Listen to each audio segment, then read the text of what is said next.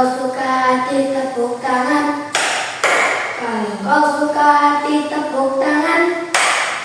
Kalau kau ingin dengar cerita dari Paro. Kalau kau ingin dengar tepuk tangan. Kalau kau ingin dengar cerita dari Paro. Sekali lagi kita tepuk tangan. Assalamualaikum warahmatullahi wabarakatuh. Perkenalkan, nama saya Alvaro Islamova dari SDN 4 Sukatati akan menceritakan tentang asal-usul Rawa Geni. Cerita ini saya ambil dari kumpulan cerita rakyat Nusantara yang dikarang oleh Sumbi Sambangsari. Dahulu dikisahkan seorang anak kudisan yang hidup bersama ibunya yang miskin dan kerbau peliharaannya. Suatu hari, anak kudisan bersama 3 temannya bermain dan mengembala kerbau ke hutan yang terdapat banyak sekali buah jambu. Anak kudisan mendapat buah jambu yang besar-besar dan ranum. Karena ketika temannya merasa iri dan benci, saat anak kudisan ingin memberi mereka buah jambu, mereka bertiga malah menjanjikan. Hai anak kudisan, menjauhlah dari kami. Kami tidak ingin terkena penyakit itu. Berjauhlah, pergi sana. Tak lama kemudian, hujan turun dengan deras. Anak kudisan berteduh dan tertidur di dalam gua. Namun, ketika anak tadi yang sedang mencari tempat berteduh menemukan anak kudisan sedang tertidur di dalam gua, dan mereka pun kembali mengusirnya. Anak kudisan pun kembali dan pergi ke sebuah pohon berteduh bersama kerbaunya. Saat anak kudisan itu merenung dan memukul-mukulkan ujung sapinya ke tanah, tiba-tiba terdengar suara bruk. Seketika gua itu runtuh dan mengubur ketiga anak tadi. Anak kudisan pun berlari dan melaporkan ke penduduk desa. Semua orang pun mencari mereka ketiga anak itu dengan memindahkan bongkahan-bongkahan batu yang menutupi gua. Saat seseorang mengucapkan cangkul ke tanah, tiba-tiba ada noda darah yang ada di cangkul itu. Mereka mengira mereka telah menyakiti ketika anak yang mereka cari. Tak berapa lama, gua itu bergerak dan mengeluarkan suara desisan. Semua orang pun lari dan menceritakan bahwa dahulu ribuan tahun yang lalu ada ular raksasa. Karena terlalu tua, ular itu pun tidak bisa berjalan lagi.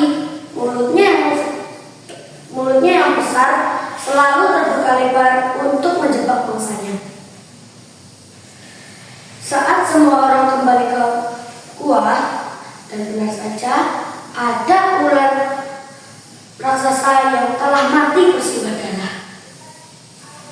Karena mereka semua harus mencari ketiga anak itu, mereka kemudian membelah perut ular itu, dan benar saja ketika anak yang mereka cari telah menjadi mayat di dalam perut.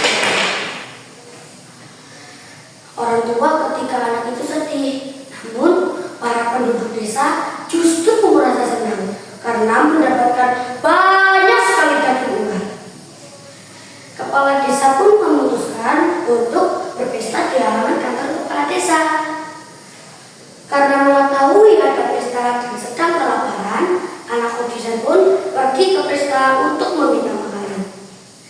Dan lagi-lagi anak kudisan itu pun diusir oleh orang-orang. Karena merasa sangat sedih, anak kudisan itu pun pergi dan menemukan sebuah kubu tua yang dihuni oleh seorang nenek. Kemudian ia berkata, "Nek, bolehkah aku meminta sedikit makanan? Aku sangat lapar." Nenek pun bertanya, "Kenapa kamu tidak pergi ke kantor kepala desa? Bukankah desa sedang ada Anak Kudisan pun menceritakan kejadian tadi saat orang-orang mengusirnya. Karena merasa sangat iba, nenek kemudian memberinya makanan.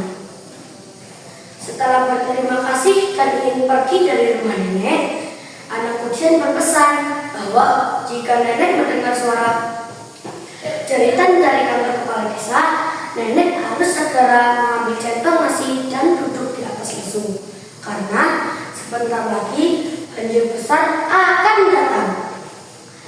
Anak Kudisan itu pun kembali ke pesta. Semua orang merasa kesal.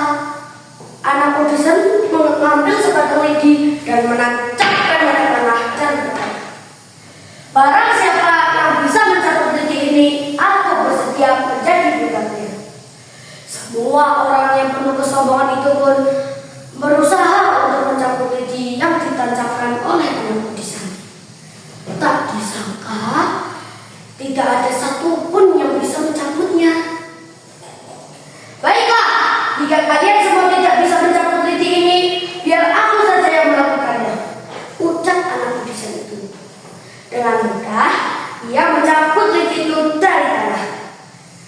Dari bekas tancapan lidi itu, keluarlah sumber air yang kecil, namun lama-lama menjadi besar, dan semakin besar. Orang-orang pun berlari berhamburan dan berteriak ketakutan. Sang nenek yang mendengar cerita itu mengingat pesan dari anak Kudisan dan segera mengambil centong nasi dan lesu. Dan benar saja, banjir besar pun datang. Seluruh desa tenggelam kecuali nenek, baik itulah yang selamat. Desa itu pun menjadi danau yang luas dan berair jernih yang diberi nama Rawa Bening yang dapat kita jumpai di daerah Ambarawa.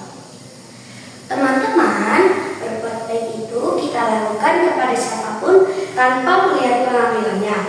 Bisa jadi mereka akan menjadi penolong kita di lain hari. Selain itu, ayo biasakanlah hidup bermasyarakat dan saling tolong-menolong. Sandal jepit dibawa lari ke sana kemari. Saya pamit undur diri. Sampai jumpa